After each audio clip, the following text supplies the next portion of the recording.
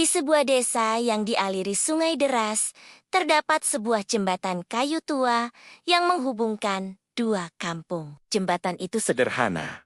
Hanya papan panjang yang ditopang tiang bambu. siang hari, orang sering melintas tanpa masalah.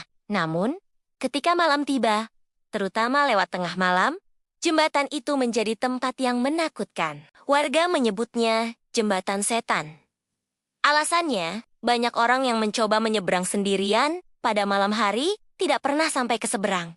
Mereka hilang begitu saja tanpa jejak. Cerita ini berawal puluhan tahun lalu. Konon, seorang pemuda desa pulang larut malam setelah menghadiri pesta. Ia memutuskan menyeberang jembatan itu. Saat berjalan di tengah, ia merasa ada langkah lain mengikuti Dari belakang. Ketika menoleh, tidak ada siapapun. Namun, setiap kali ia melangkah, suara langkah tambahan selalu terdengar. Tiba-tiba, dari arah sungai terdengar suara tawa menyeramkan. Angin kencang berhembus.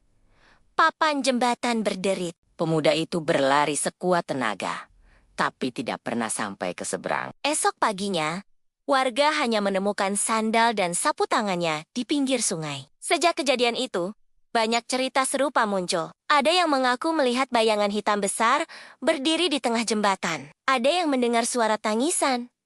Bahkan ada yang merasakan dorongan tak kasat mata hingga hampir tercebur ke sungai. Para tetua desa memberi peringatan. Jangan pernah menyeberang jembatan itu sendirian di malam hari. Kalau terpaksa, bawalah teman atau jangan bicara sama sekali.